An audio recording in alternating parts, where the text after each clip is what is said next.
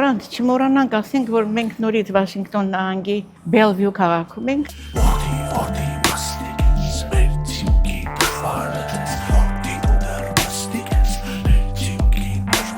Բարև ձեզ տիկին Հասմիկ, ինչպես եք։ Բարև ձեզ, Ֆրանց ջան, լավ եմ։ Մենք որտեղ էինք կանգ առել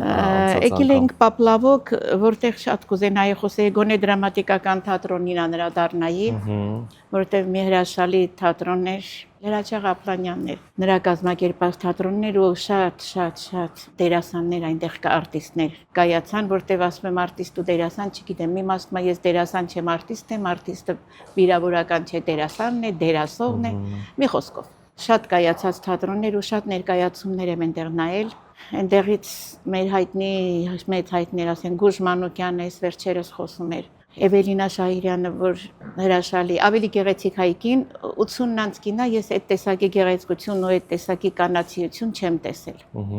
Բայց Ղափլանյանի թատրոնից դուրս գանք, Պապլավոկն անցնենք, չգիտեմ, այն անգամ նշել ենք, թե չէ, հայ ժողովրդի համեստության վրա միշտ ասում եմ, իսկապես համեստ են, ասենք ոնց որ ես։ Պապլավոկը հայտնի էր Մալխասով, այսինքն Պապլավոկը Պապլավոկ դարձրեց Մալխասը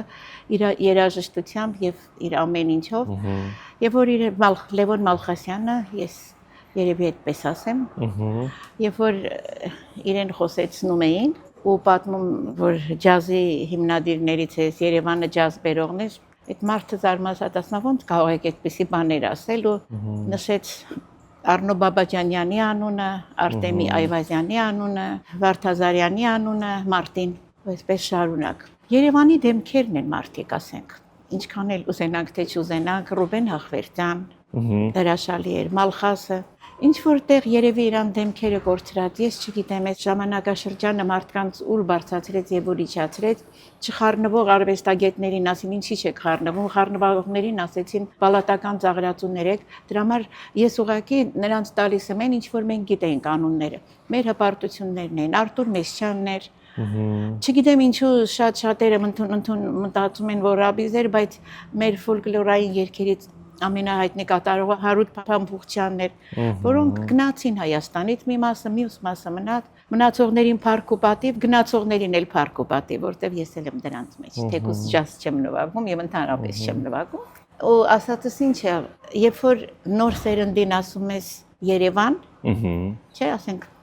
ու ինչն է սիրում, երևի 100-ից 99.9% ասում է Կասկադ։ Բայց Կասկադը ուր էր, երբ որ կար Երևանը, չկար ինձ համար ոչ այդքան ընդունելի Հյուսիսային պողոտան, որը շատ գեղեցիկ արված, շատ, բայց դա կարկատան է հին շորի վրա ու հին շորն էլ բավականին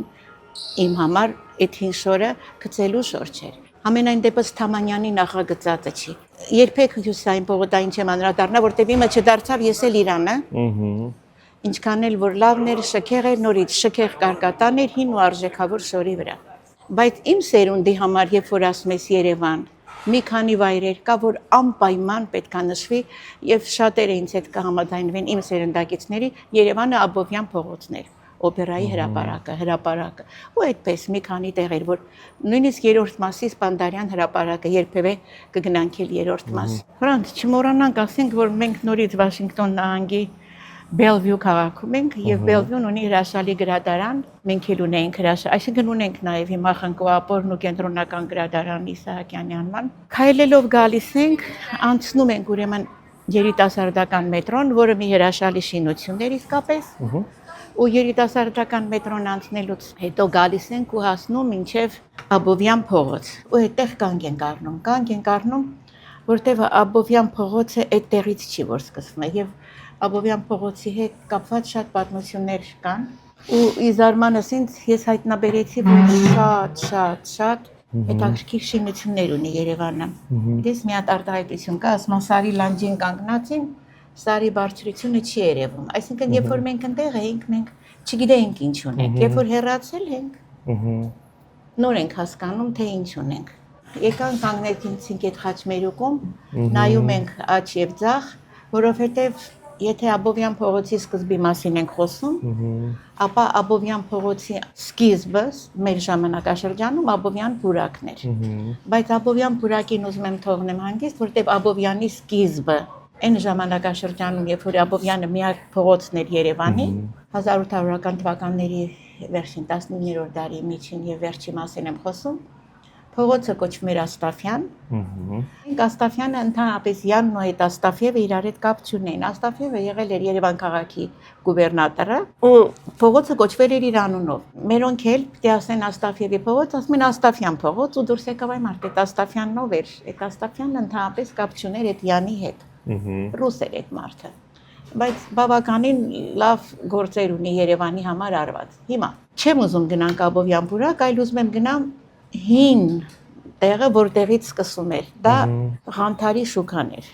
Ղանթարի շուկան մանկական այգու տեղում էր։ Հետո եկավ արդեն Աբովյանի անվան փողոց, բայց ընդհանուր առմամբ, երբ որ ներկայացվում է Վահան Թոթովենցնունի, Գուրգեն Մահարին, որ ներկայացնում են, գրել են այդ փողոցի մասին,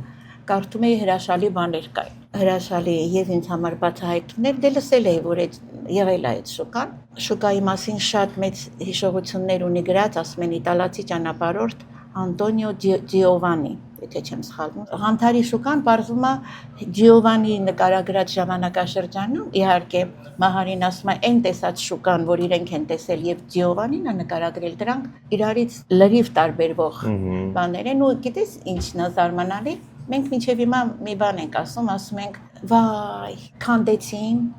նորը սարքեցին, չէ, ամեն սերունդ բարձում է ապրել այդ բանը, որ ինչի են հինը քանդեցին, նորը սարքեցին։ Պահ է եկել, ասենք, հիմա բարձում է իրանք էլ ունեն այդ զգացումը, որ ինչու քանդեցին, ինչու ասենք ենթադրենք այդ Ղանթարի շուկան վերացրեցին։ Ջիովանի նկարագրությամբ ասում է շուկայի մեջ քայլել են սիրամարգեր, տարբեր տեսակի թռչուններ, իսկ Մահարի ժամանակ իհարկե չի եղել, նույնիսկ ասում է ֆոնտան է եղել մեջտեղ։ Մահարի ու Թոթովենցի ժամանակ իրանք չեն տեսել այդ բոլորը, բայց ինչ են իրանք էլ են շատ բառը ներկայացնում, ասում է սպիտակ ձյունի վրա, ասում է այդ մրգերը գունավոր, ես պատկերացրեցի շատ սիրուն էր։ Հետո նկարագրում են հնավաճառներին, ասում է այդ շորերի բուրգը, ասում է միտեղ մոթալի պանիր էին տալիս, մի ուրիշ տեղ ասում է պարսիկն այնքան էր կռացել, ասում է ու տժվժիկ էր սարքում, բայց երևանյան, ասում է ու շուկան լիքներ հայերով եւ պարսիկներով, ասում է չէր կարող տարբերակել որն էր հայ, որը պարսիկ, այդ աղմուկը, այդ աղաղակը եւ այդ տեսակով այդ Ղանթարի շուկայի պատմության մեջ ամենահետաքրքիրականն էր, որ ասում է դա արևելյան շուկա էր, այսինքն մենք միշտ ասում ենք եվրոպացի ենք եւ արևմուտք, բայց շուկան համենայն դեպս այդ Ջիովանին ներկայացրել է որպես արևելքը ներկայացնում, դե շուկան իսկապես արևելյան երևույթ է, այսպես կոչված բազարը, շուկա էլ չէ։ Որտեղից շատ մոտիկ ճանապարհ կար, որը գնում էր դեպի Կապույտ մզկիթը, հիմա կարծեմ այդ Մաշտոցի պողոտայի մասերում է, որտեղ մզկիթեր ու պարսկական մզկիթեր շատ լավ թեյ էին տալիս։ Ու հիշողությունների մեջ Մահարին է պատմում, ասում է, երբ որ Վիլյամ Սարոյանին ասում է առաջին անգամ եկավ Երևան, ու ինքը ասում է դա առաջինն ու վերջինն է, դե մահացե գնացել է, չգիտի որ դրանից հետո հայել գալիս է։ Շուկայի միջով տարել են, որպեսզի խմի թեյ Կապույտ մզկիթի բակում։ Ասում է ճանապարհին մի գյուղացի էշով կտրեց դեմներս, ասեց ադեշը ես եմ։ Ասում է զարմացած նայեցինք, ասում է հայրս էր, ասում է որ մեծանաս էշ պիտի դառնաս, ասում է դե արդեն դարձել եմ, էլի ուրեմն ես եմ։ Էդ էլ Վիլյամ Սարոյանի մասին։ Ղանթարի շուկայից ուզում եմ գամ դեպի հրապարակ։ Հրապարակ այդպիսի հասկացություն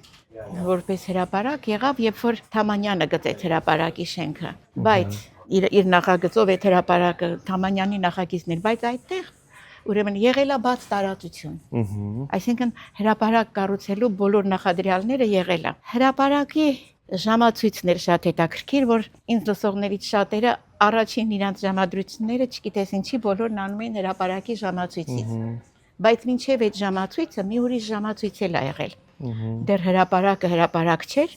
ոստիկանության շենք կար մեր պատկերասրահի տեղում, ու այդտեղ ուրեմն ժամացույց էր դրված։ Ժամացույցի մեծությունը 1.22 սանտիմետր էր, ասում եմ իսկ այդ սլակները մեկը 45 սանտիմետր էր, մյուսը 45 ու 42, եթե սխալվում եմ ոչինչ, կարող լինի 25 ու 22, ու ասում եմ ժամացույցը որպեսի գնեն շատ մեծ գումար ա եղել, ժամացույցը գնվել է դրսից, պատվիրվել ավելի շուտ դրսում, ու վերջապես ինչ որ մեկը համաձայնվել է, որ պատվիրեն, որտեվ Հայաստան բերելը շատ դժվար է եղել, 1.22 սանտիմետր, երբ որ պետքա բերեին, գումարը չի երիքել։ ու ժողովուրդը հանգանակություն ա արել։ Այսինքն այն ժամանակվանից մենք ունեինք իրար հասնելու գաղափարը, որ օգնենք իրար, օգնենք Երևանին։ Մի խոսքով շարունակեք ժողովուրդ ջան, հիշեք, այնտեղ լիքը զինվորներ ունենք, երկիրը կորցրած, տունը կորցրած մարդիկ։ Ես չեմ որ ասելու եմ, ուղղակի հանկարծ հիշեցի հանգանակության մասին։ Հանգանակություն են անում Հայաստանում ու այդ ժամացույցը բերում են, բայց մինչև հասնում է Հայաստան կոտրվում են բաներ, ապակին վրայի կլոր, որը վերականգնել դե չեն կարող, ասենք այդ խեղճուկրակ երկրի մեջ այդ կլոր մեծ բանը ոնց պիտի սարքեն, այդպես են կախում այդ ոստիկանության շենքի պատից, իսկ դա լինում է շատ հազվադեպ բան ժամացույց Երևանում ու մարդիկ ուրեմն շատ են առաջնորդվել այդ ժամանակով։ Քանի որ ապակիները կոտրված ա եղել, ագրավները եւ բոլոր թռչունները նստել են գուցե այն կողմի վրա նկարես գեղեցիկը, ագրավները ու բոլոր թռչունները նստել են այդ սլակների վրա, այն սլակները իջել են ժամանակը խախտվել է։ Քաղաքի ղեկավարությունը որոշել է այդտեղ պահակ դնի հրացանով։ Հենց նստել են, կրակել են, հենց այսինքն շուրջօրյա հերթապահություն ա եղել, որ թռչունները ժամանակը չխախտեն։ Հիմա երիտասարդական մետրոն կառուցվել է Ֆլորայի այգու տեղում։ Իսկ Ֆլորայի այգու տեղում իմ սերնդակիցները շատ քչերը կհիշեն, ես էլ աղոտ եմ հիշում, բայց հիշում եմ Փայտից ռեստորան։ Փայտից ռեստորան էր եւ կոչվում էր ռեստորան Լորի։ Այդ ռեստորանի ուրեմն այն ժամանակ դիրեկտորը իմ ընկերուհի Նայրայի պապան էր։ Զանգեցի ասում եմ Նայրա ջան, ասում եմ ինչ ես, որը պոլիտեխնիկն ավարտեց կարմիր դիպլոմով, հիմա ռադիոյի տանն աշխատում, ժուրնալիստ է, որտեղից որտեղ, դպրոցը մեդալով, պոլիտեխնիկը կարմիր դիպլոմով եւ համել ինքը շատ մեծ ներդրում ունի իմ երեխաների դաստիարակության գործում, շնորհակալ եմ իրան։ Բայց իր պապայի ռեստորանից ոչինչ չհիշեց, ասում եմ չեմ հիշում, բայց ինձ հիշացրեց, որ այգին կոչվում Հիմա չկա, չէ՞, այդտեղ ոչ մի ռեստորան, հիմա կա այդտեղ։ Չէ, դիմացը կար կոչվում էր Թամարի բար։ Այդ Թամարի բարը շատ եմ գնացել Վահեի պապայի հետ, մենակ չասես Վահենովը, արդեն գիտես։ Այնտեղ շատ էին գնում ու շատ համեղ բեստրոգնով էր տալիս Թամարը։ Շարունակելով իմ պատմությունը Ֆլորայի այգուց դուրս են գալիս, արդեն պատմեցինք Ֆլորի ռեստորանի, իսկ դիմացի մայթին գտնվում էր պաղպաղականոց էր երկու հարկանի, ներքևը սրճարան էր, իսկ վերևում սուրճ պաղպաղակ երեխաների շատ մանկության տարիների եւ իմ մանկության տարիների ամենասիրած վայրերից էր։ Անպայման ուզում եմ հավել, որ սկսենք նաեւ մյուս ծայրից, աջ գնացինք, հիմա ձախ, բարձրանում ենք վերև դեպի Աբովյան պուրակ։ Աբովյան պուրակում, ուրեմն Աբովյանի արձանն է, ու դու ինձ ասեցիր, որ ես անդրադարձել եմ երիտասարդական պալատին, ու ասել եմ, բայց նորից պիտի ասեմ։ Կուլ տված երիտասարդական պալատի տեղում հիմա ոչինչ չկա, վաճառեցին, բավականին մեծ շինություն էր, գիտես, Օստանկինոյից հետո այն ժամանակ երկրորդ ուրեմն կառույցն էր, որը ուներ պտտվում, տանիքը պտտվում էր սրճարանը։ Այդտեղ իմ աղջիկա Լիանայի երեկոն եղավ, ավարտական երեկոն, այն ժամանակ ասում էին վիպուսկնոյ վեչեր։ Այդ երեկոն այնտեղ ա եղել, քաղաքը հրաշալի ձևով երևում էր։ Եվ գիտես, ճարտարապետը իմ շատ լավ բարեկամ, ես Լայվ Պողոսյանից այսօր շատ կխոսեմ, որտեղ շատ լավ երևանցի էր եւ ինքը եւ իր եղբայրը, որին չեմ ճանաչում, Թարխանյան Արտուրի եւ Հրաչիկ Պողոսյանի նախագծով ա կառուցված։ Ես գիտեմ, որ Թարխանյան Արտուրի աղջիկը մինչեւ հիմա պայքարում է, որպեսզի վերականգնեն այդ կառույցը այնտեղ, բայց նայել ա ճարտարապետ, բայց ինչքանով կհաջողվի չգիտեմ։ Աբովյան պուրակից հետ վերադառնանք, նորից են գալիս դեպի Խաչմերուկը, որտեղ հասել էինք ու թեքվեցինք։ Ճանապարհին անցնում ենք Պոլիտեխնիկական ինստիտուտի գլխավոր կորպուսը, որտեղ Մարքսի արձանն էր։ Անցնում ենք Գյուղ ինստիտուտը դիմացի մայթում, այդտեղ այգի կար։ Անցնում ենք հին համալսարանի շենքը, որտեղ հետագայում դրվեց Ժողովրդատնտեսության ինստիտուտը։ Դա ֆակուլտետ էր համալսարանի մեջ, իմ տարիներին առանձնացրեցին, առանձին համալսարան սարքեցին այդ ինստիտուտը։ Էդ էլ անցնում ենք, նորից կամաց վերադառնում ենք Երևանի ամենակոլորիտային վայրերից մեկը, մենք դրանից մի քիչ ընկում էինք ապրում Այգեստանում ու Ճոպանուղու մոտ, բայց այնտեղ չեմ գնում։ Կիրովի թե Կորյունի փողոց էր կոչում կամ երկուսն էր, չեմ հիշում իրար փոխարինելով, գալիս ենք Շրջանային։ Շրջանայինի մասին հետո նորից եթե երկարացնենք ինչ-որ բաներ կպատմեմ, բայց Շրջանայինում ինձ համար ամենակարևոր մասերից մեկը գետնանցումն էր։ Երևանի համար շատ մեծ գետնանցում էր եւ շատ մեծ հայտնագործություն։ Հետագայում այնտեղ խանութներ էին դրված։ Մի կողմը ուրեմն բժշկական ինստիտուտի կողմից որ մտնում էր, եթե անկյունած գծով գնայիր շատ մեծ բարենային խանութ էր, ամիջապես դիմացով դուրս էր գալիս կտորի խանութն էր եւ հացի խանութը։ Եթե դուրս գայիր մյուս կողմով, աչով դուրս գայիր, այնտեղ կենտրոնական բանկն էր, բանկիշերները, ասում էին Սբերկասան, ուր գնացիր, ասում ես Սբերկասա, այդտենց էին ասում։ Երևի Սբերիգատիլն է կասա, հնայողական դրամարկղ, ինչ որ տենք մի բան։ Վատ էինք ապրում, ամեն ինչին էլ փողը հազիվ մի կերպ հերիքում էր, ես ու ինքը այնտեղ էինք, մերոնք արդեն էստեղ էին, իմ աղջիկս 100 դրամ էի տալիս ամեն օր, որտեղ մեր տնից Ալավերդյանից գնում էր ինստիտուտ համալսարանի ժամանակ արդեն բժշկական ոտքով։ 100 դրամ էի տալիս, մտնում ա ուրեմն ագետնանցումի մեջ, որտեղ արչիթատ բուլկիներ էին ծախում, վրան շիրա։ Բուլկին կծելն ու ճչալը մեկ ա լինում։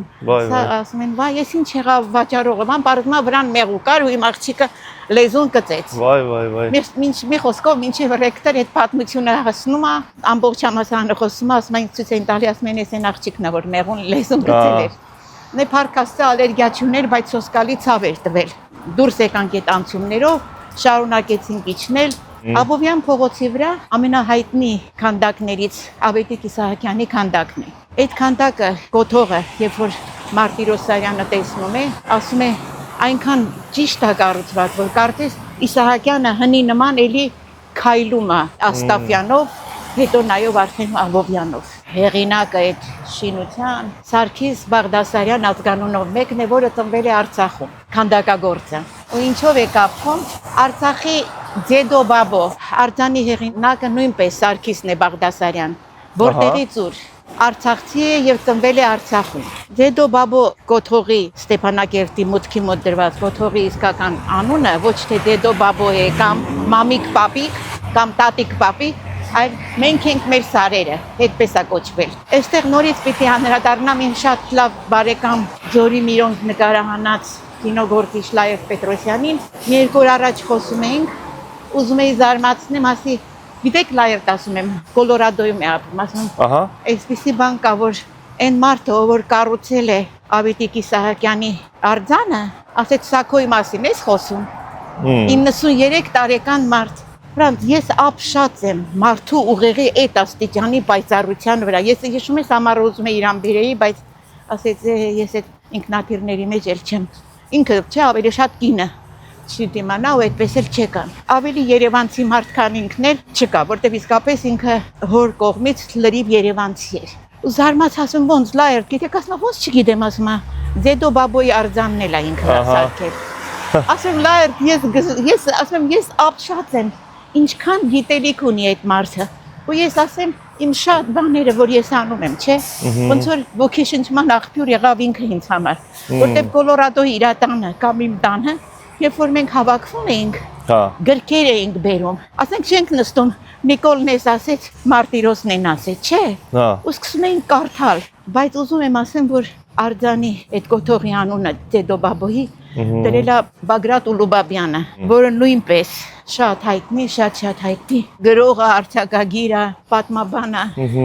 Ընդհանուր առմամբ, որ մարդը միշտ պետք է գտնի մի բան, որից կարծի ու իր համար սարքի ոգևորության աղբյուր։ Իջնում ենք ուրեմն Իսահակյանի արձանի մասին խոսեցինք, Իսահակյանի արձանը անցնում ենք ու գալիս ենք կողքի վրա այնտեղ կմնա Պուշկինի փողոցը, իսկ անկյունի վրա, որը Աբովյանի փողոցի վրա էր, այն ժամանակ գիրքը շատ մեծ արժեք ուներ, Երևանի ամենամեծ գրախանութներից մեկը, որովհետև Աբովյան փողոցի վերջում հրապարակում էր գտնվում էր մյուս գրախանութը։ Գրքի համար պիտի ծանոթ ունենայիր, լավ գիրք ունենալու համար պիտի փող ունենայիր, որտեղ ավել էիր վճարում։ Երևի հիմա էլ, չգիտեմ, կարդացողն էլի կարդում է, մեծ արժեք ուներ գիրքը։ Հիմա էլ ասենք Երևանում ամեն երկրորդ խանութը գրքի խանութ է։ Այդտենց բան չես գտնի ամեն քաղաքում։ Այո, ու գրքի տոն են անում։ Ակնոցի ու գրքի խանութ։ Ակնոցի։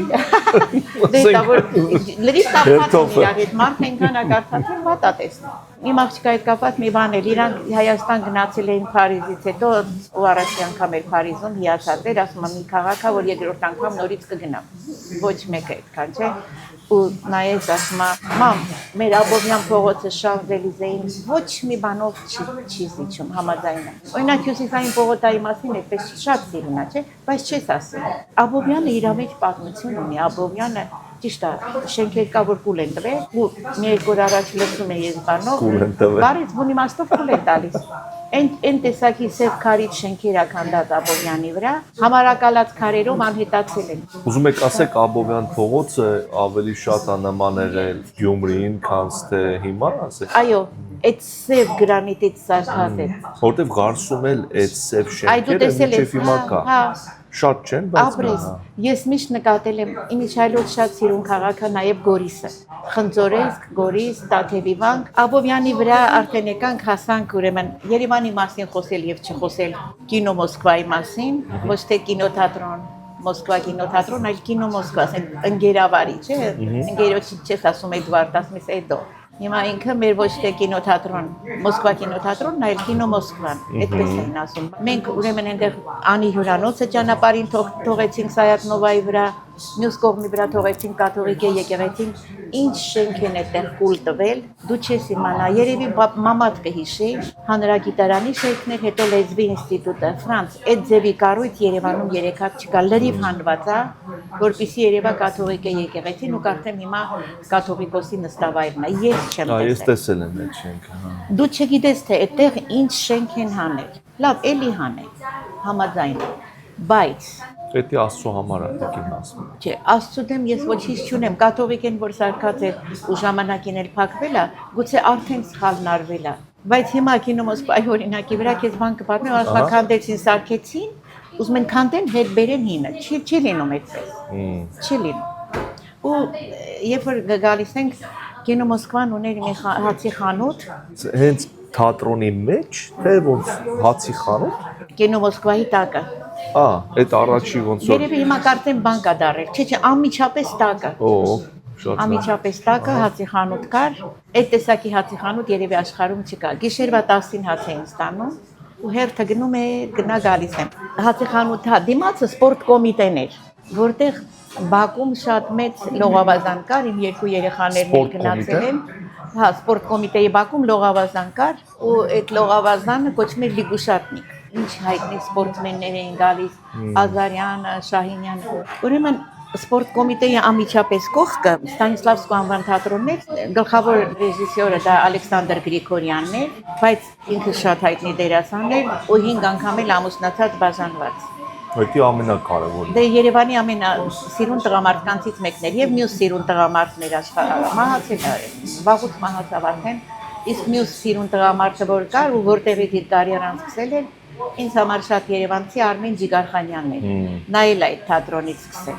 Ինչու են անունը Ստանիսլավսկուն դնել ինքը Հայաստան եկել է թե ռուսական է։ Ռուսական թատրոնն էր, պիտի դնեին Ստանիսլավսկուն։ Կինո Մոսկվայի շենքի տեղում Պողոս Պետրոսն էր 5-րդ դարի կառույց։ Անմիջապես հարևանությամբ նկարիչների միության շենքն է, չգիտեմ, գիտեիք թե չէ։ Դրա տեղում պարսկական մզկիթ է եղել։ Ու շատ պարսիկներ են բնակվել այդ վայրում, անմիջապես կողքը։ Իսկ սպասեք, կողքը թե մեջտեղը կինո Մոսկվայի ու այդ միության Չէ, միությունը դե չկար։ Կինո Մոսկվայի տեղում Պողոս Պետրոսն էր։ Նկարիչների միության տեղում դեպի կինո Երևան որ գալիս, կինո Երևան եմ ասում։ Հենց տեղում եղել է բանը պարսկական մզկիթ, իսկ Ստանիսլավսկու թատրոնի տեղում եղել է ռուսական եկեղեցի։ Այսինքն 3 տարբեր Դու պատկերացնում ես ինչ հրաշալի բան, ասում ես ոնց չէ, ինչու է կանդոն, ինչ է սարքել է գեղեցիկ է, բայց թողնեք, Աբովյան պուրակն էլի լիներ Աբովյան պուրակ, Աբովյանն իր արձանում թող լիներ, Ղանթարի շուկան իր պատմությունով, բայց քանդել այդ երեքը եւ մենակ դա չէ։ Դե սովետնա քանդե երևի, ասենք, եթե Չէ, ամեն ինչը Սովետի ու Ստալինի վրա դնելը չէ։ Հայն էր հային ձախում, որ 37 թվին կորցրեցին մեր ամենալավագույնների։ Հիշում ես այն օրը, որ ասեցի Երևանցին նա չի, որ Երևանում ածնվել, մեր ամենամեծ երևանցին ինձ համար Եղիշե Չարենցն է։ Ինչու հիշեցի նորից նրան, որովհետև նա ապրում էր Երևան հյուրանոցում, տուն չուներ այդ մարդը։ Ղարսից եկած, փախած, Երևանում կայացած, ու Երևան հյուրանոցում ուներ իր համարը։ Տարիներ շարունակ այդտեղ ապրել է այդ մարդը։ Նույնիսկ իր հարսանիքներից մեկը հենց այդ հյուրանոցում է տեղի ունեցել ու ինչքան գիտեմ իր սենյակը հիմա արդեն առանձնացված է որպես պատմական վայր։ Ես չեմ կարող ասեմ։ Այն ժամանակ Երևանը կոչվել է ինտուրիստ։ Այդ Երևան հյուրանոցի շենքի սրճարանում մեր բոլոր մեծերն են եղել։ Տիկին Հասմիկ, դիտորդներին ինչ ենք ուզում մաղթենք։ Խաղաղ Հայաստան եւ առողջություն եմ ցանկանում բոլորին։ Ես ինչ ասեմ։ Պետք է մենք մաղթենք առողջություն նրանց, ով որ մաղթում են մեր երկրին խաղաղություն, մնացածին չենք մաղթում։ Հա, բայց թող Աստված թող տա։ Թող տա։ Չեմ կարծ նորից եմ ասում խաղաղ երկինք աշխարհի բոլոր ծայրերում եւ առողջություն։ Միշտ իրար հետ լավ եղեք։ Եկեք նաև խնդրենք, որպեսզի մենք էլ զարգանանք այս մեր նկարահանումներով, իրանք գրեն կոմենտներում ինչ թեմաներ կուզենային, որ մենք անդրադառնայինք ֆորմատի առումով կամ ասենք ինչ որ ձեր մտքերում կա, գրեք, որպեսզի մենք էլ զարգացնենք այս նույնը չլինի իմ հնարավորության սահմանում, իսկ ֆրանսների հնարավորության սահմանում կաշխատենք, տեսնենք ինչից խոսենք, ինչ ասենք։ Չգիտեմ, Երևանյան թեման կշարունակվի էլի, որովհետև շատ շատերին եք դուր եկել, Շիրազը մի ոտանավոր ունի 4 տող, ասում է մեր նորակերտ Երևան, լույսերի ծով Երևան, անիս ավեր չթողնես, դու լույսի բերդ Երևան։